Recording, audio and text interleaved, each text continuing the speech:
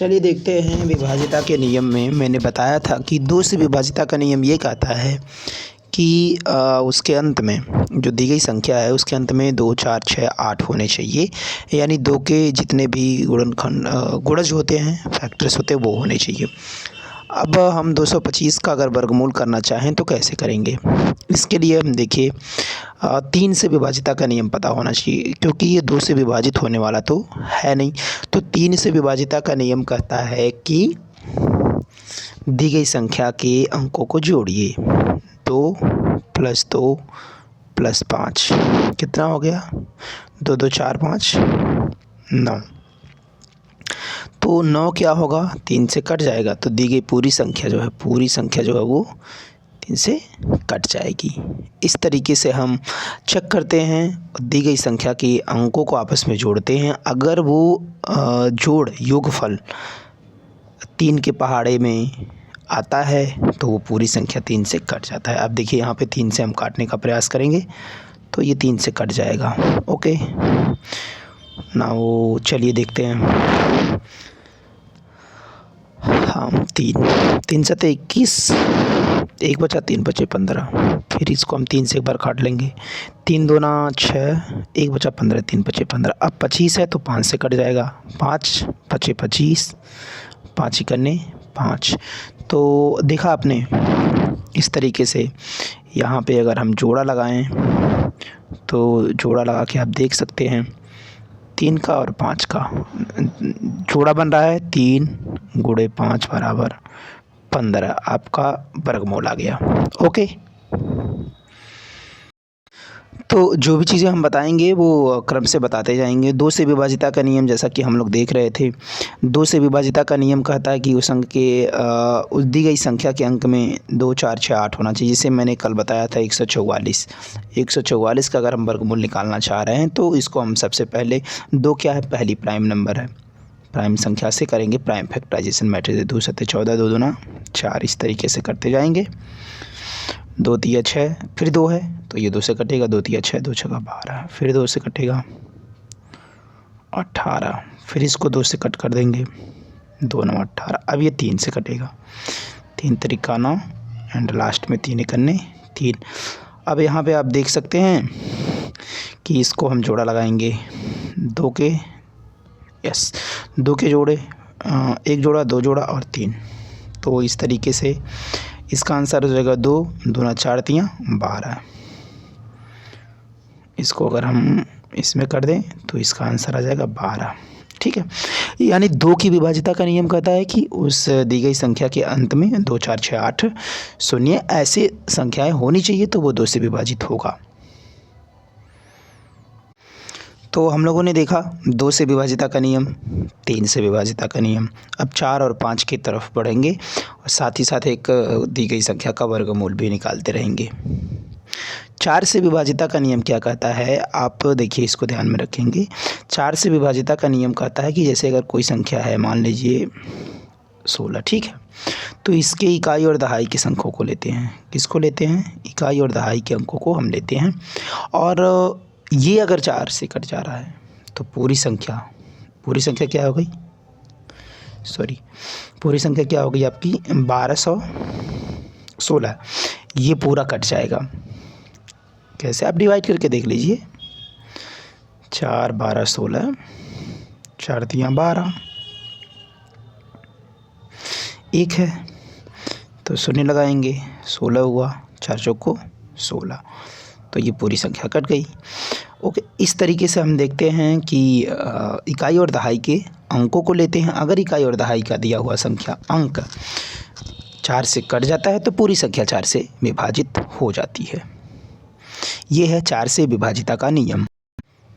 Now guys, देखते हैं 5 से डिविजिबिलिटी का रूल। 5 से विभाज्यता का नियम क्या कहता है? कोई भी संख्या अगर हम लेते हैं, सपोज कि हमने कोई संख्या लिया, उस संख्या को हम चेक करते हैं। उस संख्या, दी गई संख्या के इकाई का अंक 5 और 0 है तो वो पूरी संख्या 5 से डिवाइड हो जाएगी। जैसे कि अगर मान लीजिए ये है 25,105। अब इसे अगर हम चेक करेंगे तो इसकी इकाई के अंक को चेक करेंगे। अगर ये 5 है तो ये 5 से विभाजित हो जाएगी। इसको करके आप चेक कर लेंगे तो भी वही चीज़ आएगा। तो 5 से विभाजिता का नियम कहता है कि इकाई का अंक 5 या 0 होना चाहिए, जैसे कि 100, 1000, कुछ भी ले लीजिए। तो ये संख्या 5 से विभाजित हो जाएगी। 6 से विभाजिता का नियम चेक करते हैं। 6 से विभाजित होने वाली संख्या कौन होगी? ये तो विभाजिता के रूल में बताया जाएगा। अभी हम आपको प्राइम फैक्टराइजेशन बता रहे थे। तो अगर हम प्राइम फैक्टराइजेशन को देखें तो मुख्य तौर पर जो प्राइम नंबर्स हैं, जैसे कि आपका प्राइम नंबर पहला है 2, 3, 5, 7, 11, 13, 17, 19, 23, 29, ये सारी संख्याएं क्या हैं? प्राइम नंबर्स हैं। ओके, इन प्राइम नंबर्स में अगर हम देखें तो विभाजिता का नियम ये कहता है कि हमें कुछ पता होना चाहिए। 2 से विभाजिता का नियम मैंने बता दिया, 3 से विभाजिता का नियम भी बता दिया, 5 से भी विभाजिता का नियम बता दिया गया है, 7 और 11 से विभाजिता के नियम अभी हम बता देंगे, जो कि काफ़ी ईजी होगा। ज़्यादा इसमें फंसने की ज़रूरत नहीं है कि सारे विभाजिता के नियम हमें आने चाहिए, ये है वो है, कुछ नहीं। आपको बस ये चीज़ें आनी चाहिए, बाकी कोई भी चीज़ नहीं आ रही तो भी काम चलने वाला है। ओके, चलिए 2248 को हम वर्गमूल निकाल कर करते हैं। 2048 का वर्गमूल निकालते हैं। ओके, लास्ट का अंक क्या है? 8 है, तो ये 2 से विभाजित हो जाएगा।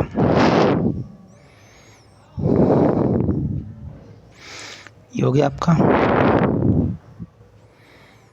512। फिर 2 से करिए, 2 दूना 4, 2 पचे 10, 2 छक्का 12, 2 दूना 4, 2 अठे 16, 8। नेक्स्ट 2, 6, 4, 64। फिर अब 2 से कर देंगे 32।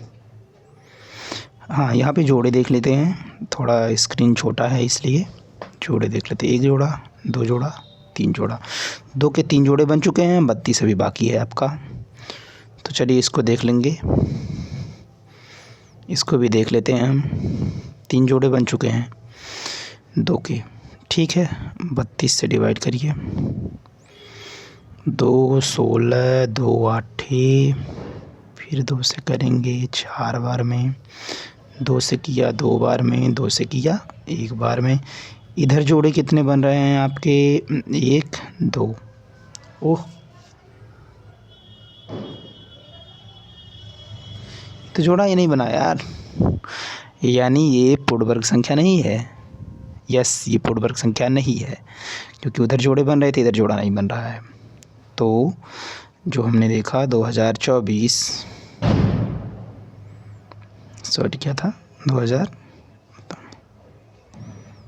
नहीं है। चलिए 11 से विभाजिता का नियम देख लेते हैं। 7 से विभाजिता का नियम और 11 से विभाजिता का नियम, जैसा कि हमने बता दिया है।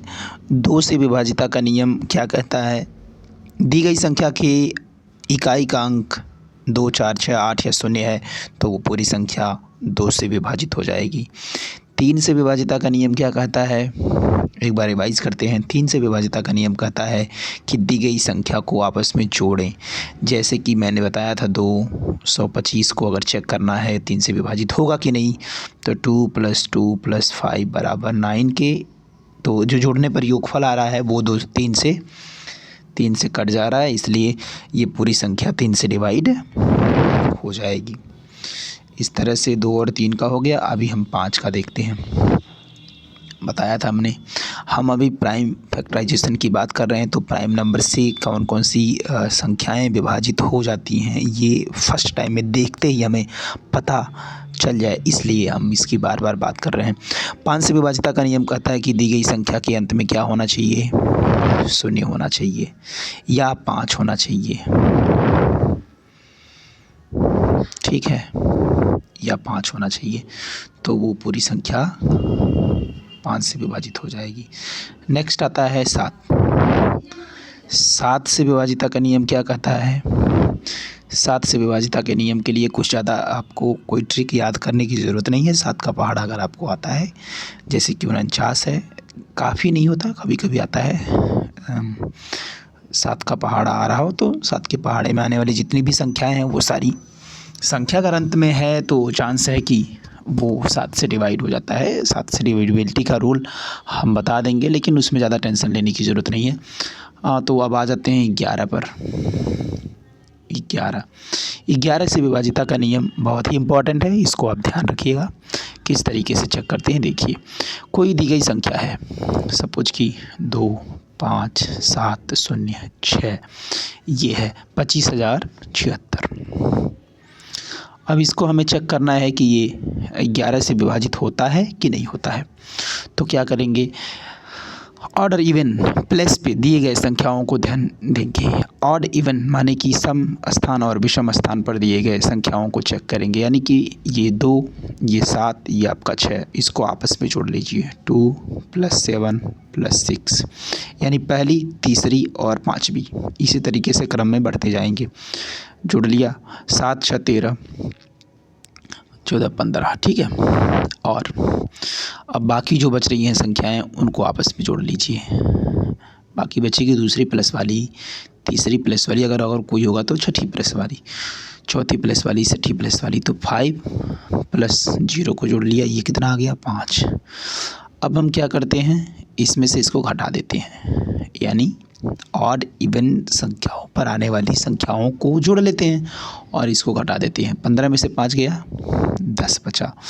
अगर ये घटाने पर, ठीक है, अगर ये आपका घटाने पर कितना आता है, 11 आता है, ध्यान रखिएगा, 11 आता है या 0 आता है, तो दी गई संख्या पूरी की पूरी क्या होगी, 11 से विभाजित हो जाएगी। एक बार और फिर से, अगर घटाने पर 11 आता है या 0 आता है तो दी गई संख्या पूरी तरीके से 11 से विभाजित हो जाएगी। अभी हमने देखा यहाँ पे 10 आ रहा है, इसलिए 25,706 11 से विभाजित नहीं हो पाएगा।